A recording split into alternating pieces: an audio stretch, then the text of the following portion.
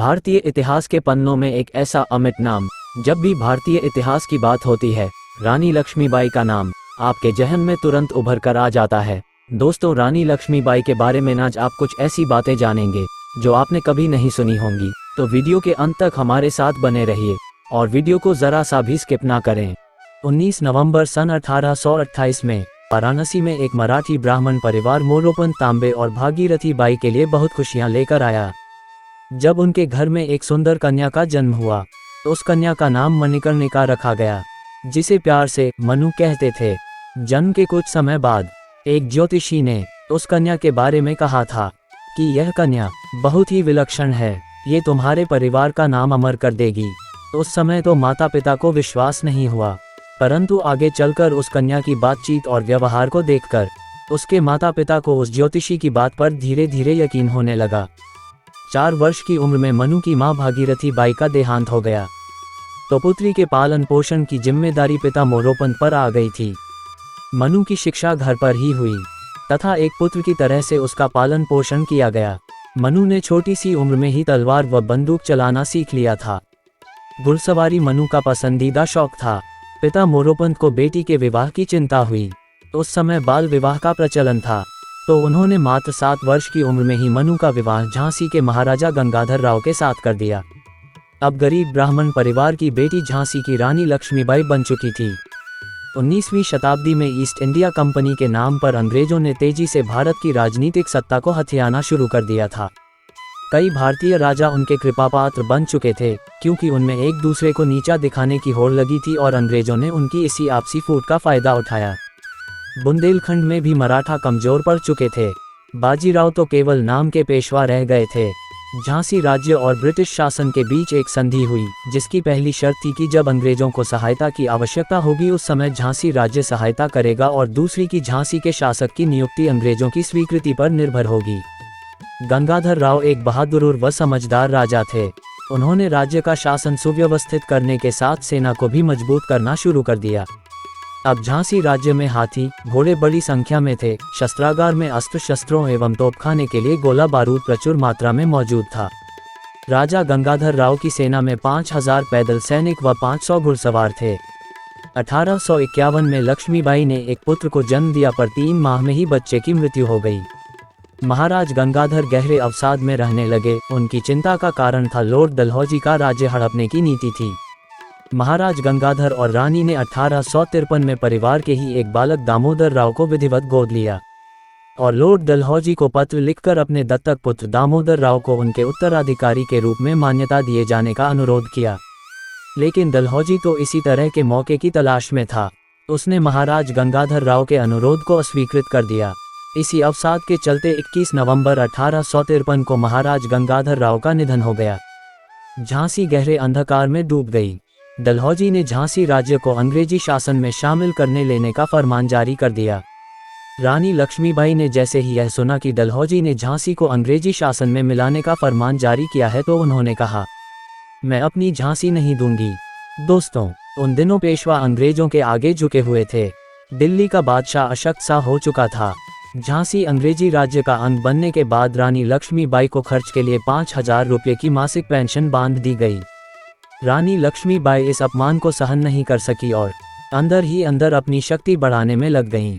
अंग्रेजों ने सोचा था कि एक विधवा और निस्सहाय रानी अब उनके राह में बाधा नहीं बन सकती है, परंतु रानी की योजना तो कुछ और ही थी। रानी ने अपने आप को तलवारबाजी, निशानेबाजी और घुड़सवारी में पारंगत किया तथा व्यायाम से अपने शरीर को मजबूत बनाया। रानी महल से पुरुष वेश में बाहर निकलती। गंगाधर राव की मृत्यु के बाद विधवा रानी अपना सिर मुंडाना चाहती थी, जिसके लिए उन्हें बनारस जाना था, परंतु अंग्रेजों ने रानी को इसकी अनुमति नहीं दी। इस पर रानी लक्ष्मीबाई ने शपथ ली कि देश को आज़ाद कराकर ही मैं अपना सिर मुड़ाऊंगी, अन्यथा ये काम शमशान भूमि में होगा। दोस्तों, रानी लक्ष्मीबाई अपमान का बदला लेने के लिए आगे की तैयारी कर रही थीं। जिन राजाओं का उत्तराधिकारी न होने के कारण राज्य छिन गया था, उनमें भी असंतोष व्याप्त था। उन सभी से रानी समय समय पर मिलकर मंत्रणा करती थीं। तात्या टोपे और नाना साहब से वे अक्सर मिलती थीं। सन 1857 प्रारंभ हो चुका था। तात्या टोपे, नाना साहब और रानी में आपस में बातचीत हुई। तात्या टोपे चाहते थे कि अब समय आ गया है देश को आज़ादी दिलाने का, परंतु रानी ने उन्हें धीरज से काम लेने को कहा और तय किया गया कि संपूर्ण देश में जनता 31 मई को विद्रोह करे। देश भर में इस सूचना को फैलाने का काम किया तात्या टोपे को दिया गया। एक रोटी के साथ क्रांति का संदेश किसी नगर में भेजा जाता व उनसे भी यही संदेश अगले नगर में भेजने को कहा जाता। इस प्रकार कम समय में ही क्रांति का संदेश देश के अधिकांश हिस्से में पहुंच चुका था। परंतु मेरठ की बैरकपुर छावनी में हुई घटना ने विद्रोह की चिंगारी को 31 मई से पहले ही आग भड़का दिया और 10 मई 1857 को ही मेरठ विद्रोह प्रारंभ हो गया।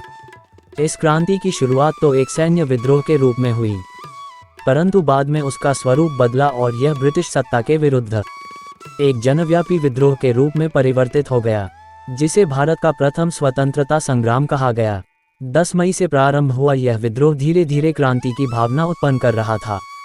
12 मई को दिल्ली में इन क्रांतिकारियों ने अपदस्थ मुगल सम्राट बहादुर शाह जफर द्वितीय को दिल्ली का सम्राट घोषित कर दिया। आग की तरह ये क्रांति लखनऊ, कानपुर, बरेली, झांसी, इलाहाबाद, बनारस होते हुए बिहार तक जा पहुंच गई। 4 जून 1857 को झांसी का शासन रानी के हाथ में वापस आ गया। शासन की बागडोर संभालने के बाद रानी ने राज्य की कई व्यवस्थाओं में सुधार किए। सेना को मजबूत करने के साथ राज्य का खाली हो चुका खजाना भी भरा गया। झांसी का प्रत्येक घर युद्ध की तैयारी कर रहा था। हर कोई अपने लिए शस्त्र तैयार कर रहा था। रानी ने अपने हौसले से झांसी की जनता में स्वतंत्रता के लिए एक आग उत्पन्न कर दी थी, जिससे झांसी का हर एक व्यक्ति स्वतंत्रता के लिए लड़ने मरने को पूरी तरह तैयार था। दोस्तों, अपनी हार से बौखलाए अंग्रेजों ने शीघ्र ही 21 सितंबर 1857 को दिल्ली पर पुनः अधिकार कर लिया। अंग्रेजों ने बहादुर शाह द्वितीय को बंदी बनाकर रंगून भेज दिया, जहां बाद में उनकी मृत्यु हो गई तथा उनके पुत्रों को मरवा दिया।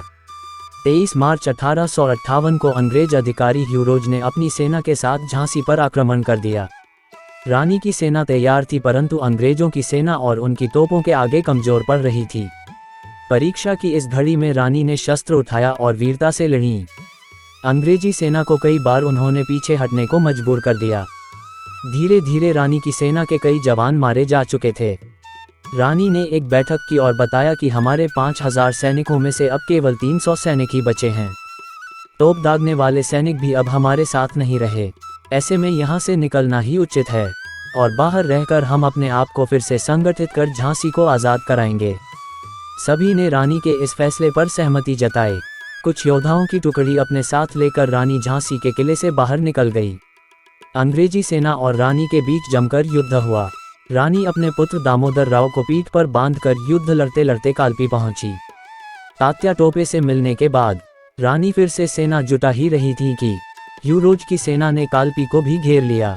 रानी लक्ष्मीबाई अपने साथियों के साथ ग्वालियर की ओर निकल पड़ी। ग्वालियर के महाराजा जयाजीराव सिंधिया जो अंग्रेजों का साथ दे रहे थे, परंतु उसकी अधिकांश सेना रानी लक्ष्मीबाई के साथ मिल गई और रानी ने ग्वालियर के किले को अपने कब्जे में ले लिया। जयाजीराव सिंधिया भागकर आगरा चला गया। 16 जून 1858 को एक बार फिर अंग्रेजी सेना और रानी की सेना में भीषण संग्राम हुआ, लेकिन उस दिन विजय रानी की हुई। अंग्रेजी सेना के जनरल ह्यू रोज ने एक चाल चली और उसने जयाजीराव सिंधिया से अपने सैनिकों को विद्रोह की गलती के लिए क्षमा करने के लिए कहा और उनके पक्ष में युद्ध करने को कहा। जयाजीराव सिंधिया ने अपनी विद्रोही सेना को क्षमादान करने की घोषणा की एवं अंग्रेजों के पक्ष में युद्ध करने को कहा, जिससे उसके सैनिक वापस होकर अंग्रेजों के समर्थन में युद्ध करने को तैयार हो गए।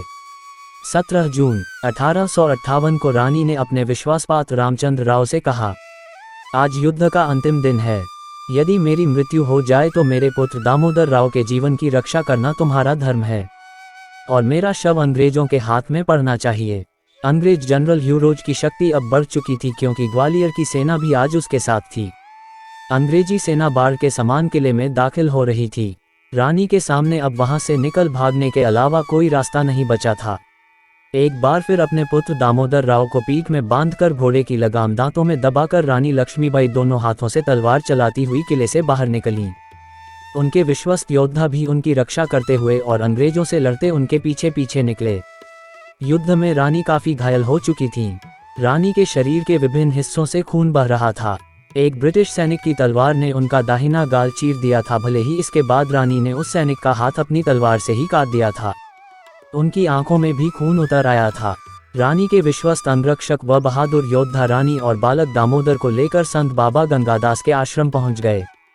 बाबा गंगादास ने रानी के रक्त से सने मुख को ठंडे जल से धोया और गंगाजल पिलाया। रानी को थोड़ी चेतना आई और लड़खड़ाते होंठों से उन्होंने हर हर महादेव कहा।